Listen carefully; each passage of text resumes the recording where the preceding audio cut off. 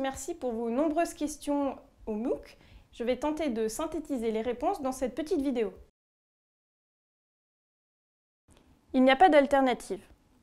Le choix du stockage profond est inscrit dans la loi de 2006 et l'ANDRA étudie cette seule solution, le projet CIGEO, pour gérer les déchets radioactifs les plus dangereux.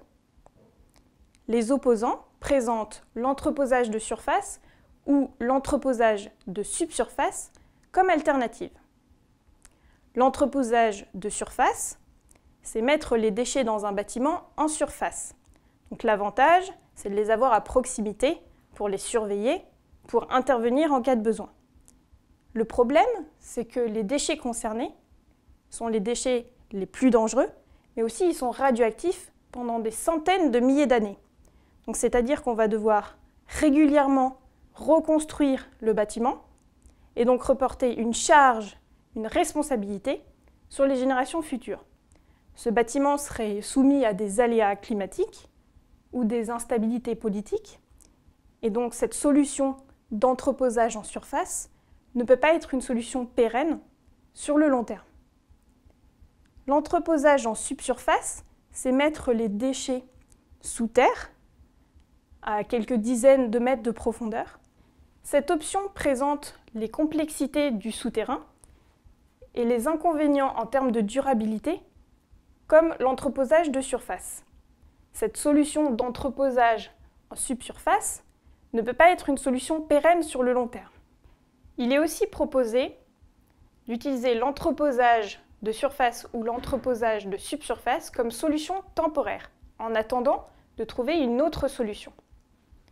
Pour moi, c'est un pari risqué, parce que cette solution temporaire pourrait devenir la seule solution si aucune autre solution n'est trouvée, ou si les générations futures n'ont pas les moyens ou les compétences pour la mettre en œuvre. Si l'objectif, c'est de prendre le temps, c'est exactement l'objectif de la réversibilité de CIGEO et de son déploiement progressif. Faire CIGEO aujourd'hui, c'est offrir une solution aux générations futures pérenne sur le long terme. Une solution qui bénéficie de 25 ans de recherche et qui utilise une couche de roche, une couche d'argile pour contenir, retenir la radioactivité le temps de sa décroissance. La solution est conçue pour qu'en cas de perte de mémoire du site, il n'y ait pas de risque sur l'homme et l'environnement. Une matière radioactive est une substance qui contient des radioéléments, artificiels ou naturels, pour lesquels une utilisation ultérieure est envisagée ou prévue. Donc, par exemple, le plutonium est une matière où les combustibles nucléaires usés qui sortent des centrales sont des matières. En revanche, le déchet est une substance radioactive pour laquelle aucune utilisation n'est prévue ou envisagée. Dans le cadre de sa mission de service public, l'ANDRA recense périodiquement l'inventaire sur le territoire français des déchets et matières radioactives.